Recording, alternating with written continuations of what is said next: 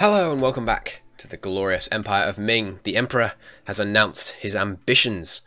The heirs to the empire have inherited their throne and now look outwards to the whole world. In a glorious speech to the... do we have some kind of parliament? Do we have a parliament? I mean, do we have... I don't think we have any sort of parliament. I'm going to go here, then around here. Thank you. I don't think we have any kind of parliament. In a grand speech to his court, I guess, the emperor has announced his ambition. Today China, tomorrow the world. Well, today Indochina, tomorrow the world. So we're going to see what we can do about that. I think, yeah, that's a good metric, actually, in terms of, not blobbing, but taking, as much as we can. Not as much as we can, but as much useful stuff as we can. Taking the most useful stuff that we can is the word I was fumbling so ineptly for there. We want to take enough land, enough important trade land, that we can have a dominant trade company in every region. And bear in mind, if we add this place to a trade company, which I think we're going to do, trade companies don't need to be as strong as they do anymore. 34%, not 50. So that's what we're going for. 34% of the trade land in each trade company region. And China Charter being one thing is crazy. Crazy. So yeah, Japan is obviously a target. We're going to need a navy to take on Japan. Does declaring war on one of these guys draw in the shogunate? It does not. That's interesting. Well, I can probably threaten war against him. No. Obviously, we're going to want to own Nagasaki. Oh, sorry, I'm calling this Nagasaki. I think Nagasaki is here? Or is it somewhere here?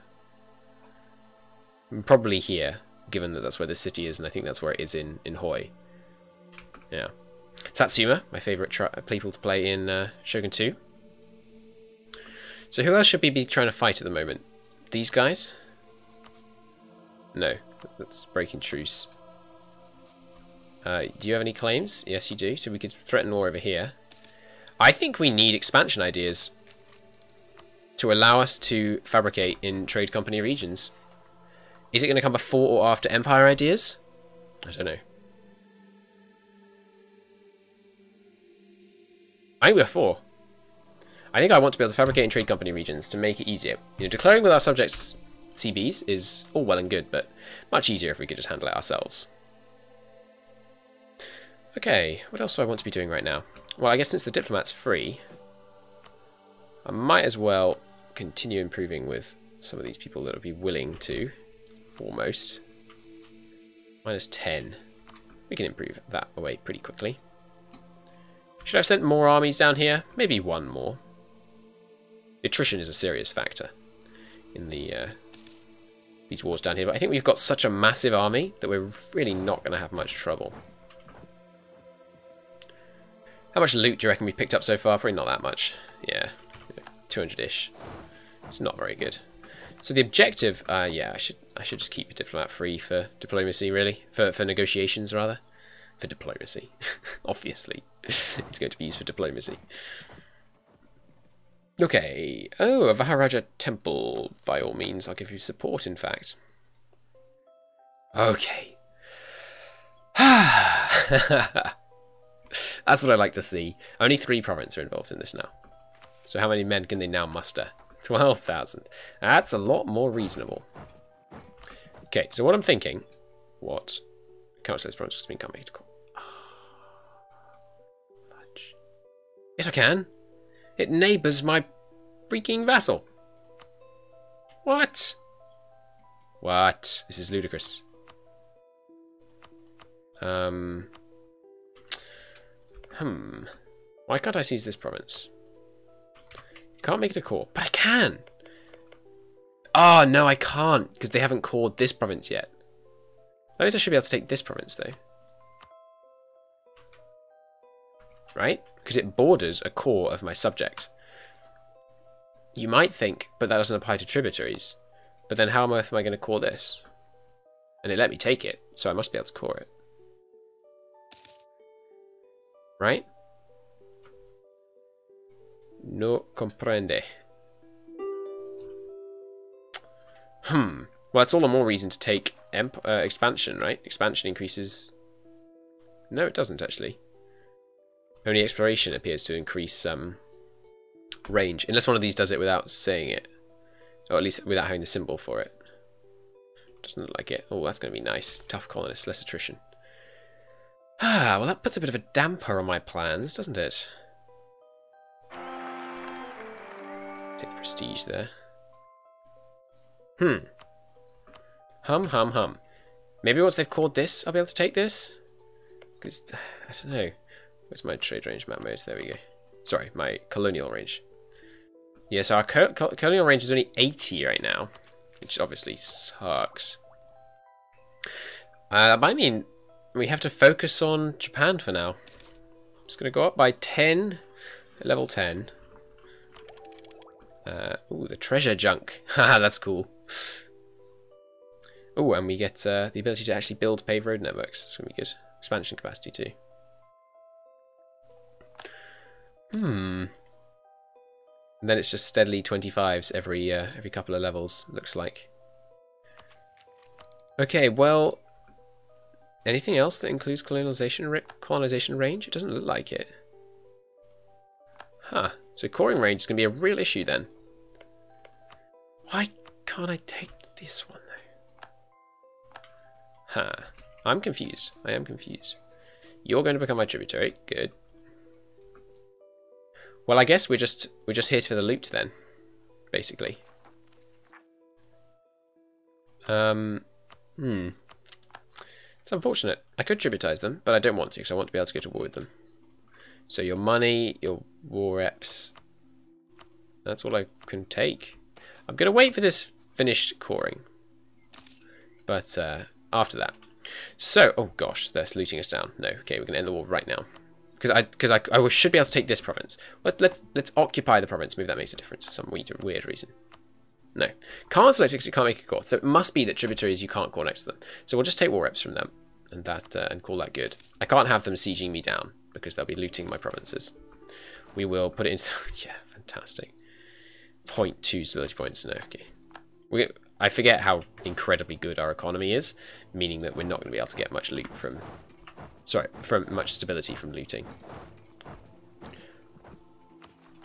Yeah, so we can't loot. Can't core that land yet. What could we do to get around this? I don't know.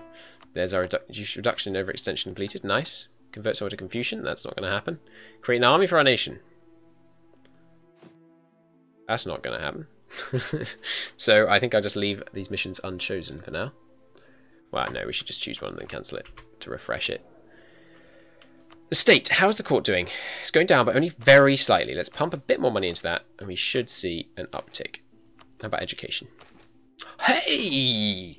Check that out. It's going up. Nice. Okay, let's read the thing on universities. Universities are critical to achieving high education level. Each university has a number of pupil slots. Each slot educates one upper class pupils. The second, third level universities have 3, 9, 6, and 9. Divided into domestic and prestige slots. Domestic slots are dedicated to educating students from nearby.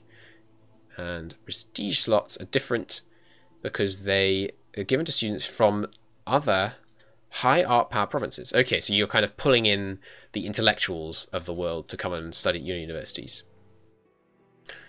They bring art power to the university and they make it more prestigious. You can compete for these slots by building up your own cities. Okay, but they will have to compete with students from urbanized and other more urbanized and developed areas. There is no such thing. Educate anyone. If you have 9 upper class and every population is access to university, effective your educational endowment is doubled. Okay, this is so good to know.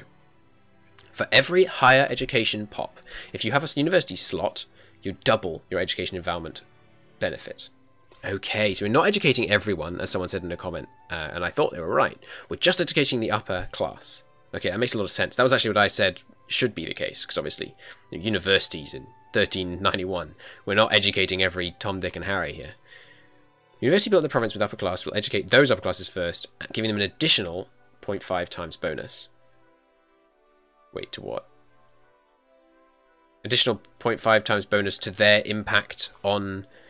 So, like, pops in the same place as university count as if there's 50% more of them when you're calculating the total education. That would make sense. First option of universities for foreign students. Any foreign upper class students that come, they give you money. Or you can close them to outsiders, which allows your destination pupils to double study or triple study in that slot. However, and every additional slot pupil takes up on the first endows less of a bonus. Okay, so you can either get money by hiring out your universities, or you can so you can make money because you have foreign students coming in, or you can focus on just more and more education to your local guys. Okay, that's really good to know. Either way, we're rolling it, and I think investing raw in this is going to be good. Okay, so what we want is 1 university slot per upper class population.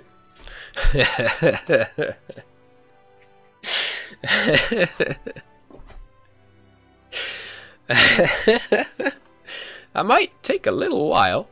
Alright, let's run the calculation. Which university level is the most cost effective in terms of per slots? 3 slots, 4 slots, 5 slots. That's not right, is it? Well, that's a separate issue. Let's just worry about the main ones. Okay, so there's 3 slots per local university. And the base cost, how can we see the base cost? This place has almost nothing built. Is there anything changing? Local goods produced? Local, sorry, construction cost. It looks like the base cost is, maybe it's 100? No, because this is 100 and only go up a bit. Maybe it's 125.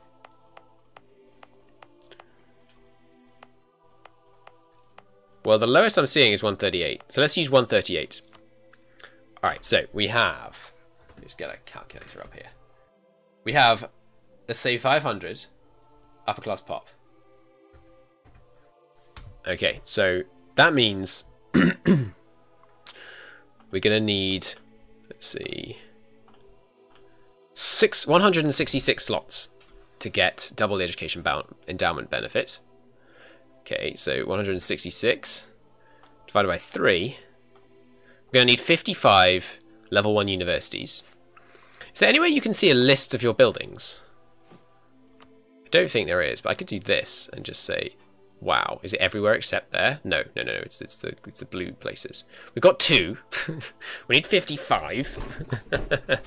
And worth remembering that they have extra impact if they're local to the upper class pop that they are educating. There's lots of rural upper class pop, so it might mean that we build a university everywhere in the world. It's going to give tax income minus 1.5. This place currently has a total tax income of 2.2. So to build one of these everywhere would reduce our, using this just one example. So, let's take a drink. If we were to build one of these everywhere, that would reduce our tax income by about 75%. Just a bit crazy. Give urban gravity though, should help.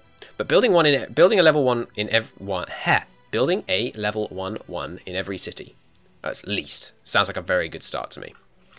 But more pressingly, we need to deal with our. It's still.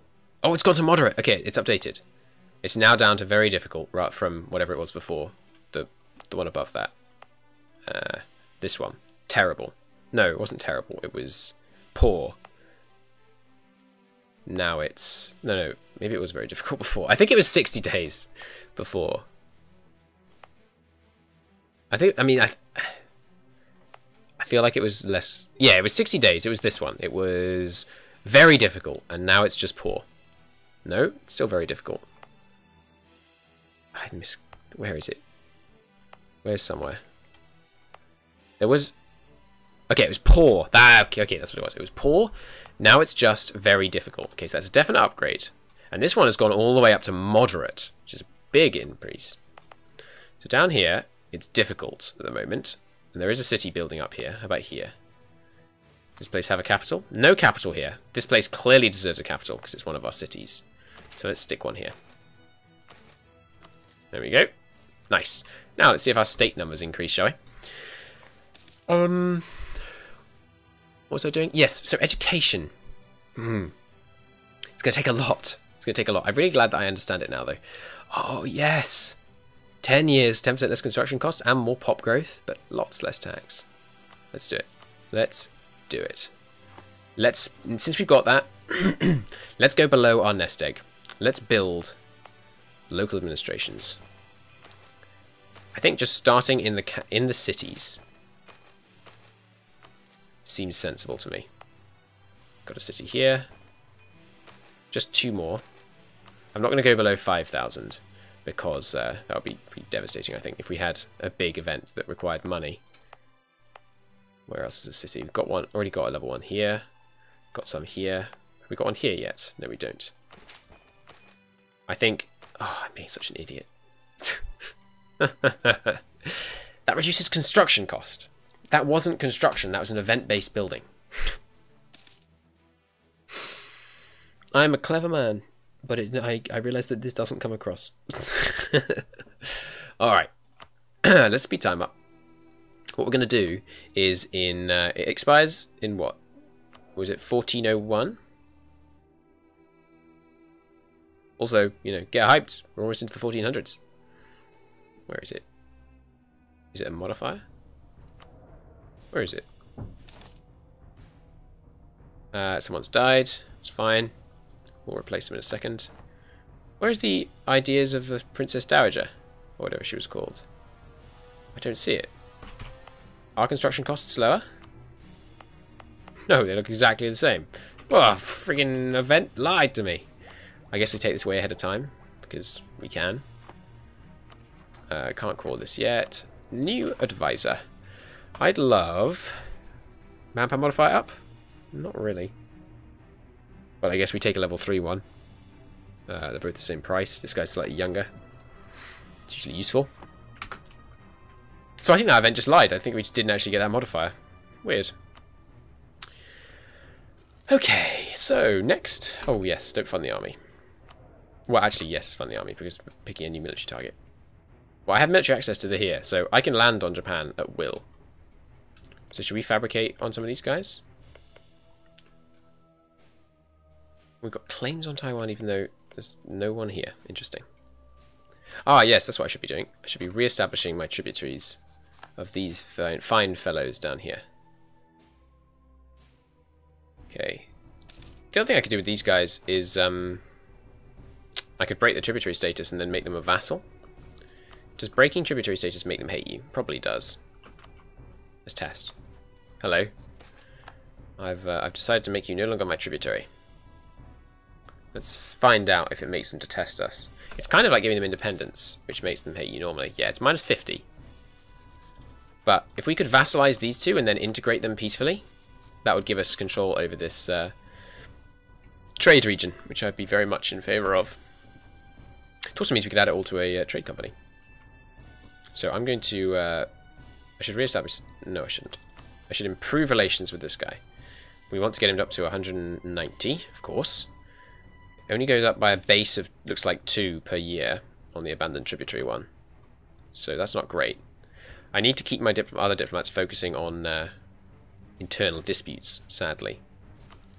Keep our artisans here. Corned gunpowder. Did you say corned gunpowder? Seems like an odd word. Yep, corned gunpowder. I wonder why we're putting corn in our gunpowder, if that means what it intuitively sounds like it means, which it may well not, of course. Okay, so our education and court should both be ticking up. Yeah, awesome. Right, so almost time to revoke some privileges peacefully, right? Yeah, getting there. Only another 90 points. 90-ish points. Why am I... Oh. I was about to say, where are my guys gone? Well, of course, they're all standing, suffering attrition in one of these provinces down here, sadly. Do you want to accept tributary status? You really should. So threatened war is a lot less useful knowing now that the trade range is way lower than vanilla. At least it's way lower than vanilla at the start, but by the time we get to the start date of vanilla, I don't actually know in this mod how often you're supposed to take tech. Is it once every... I don't know. 10 is the current one, I think. So, and 11 is 8 years ahead. So maybe it's once every 10 years? But, you know, by the time we get to 1444, it's likely to have about vanilla trade range, probably, looking at these numbers. What's vanilla trade range at the start? 150 or something? I think it's 150. Not sure though.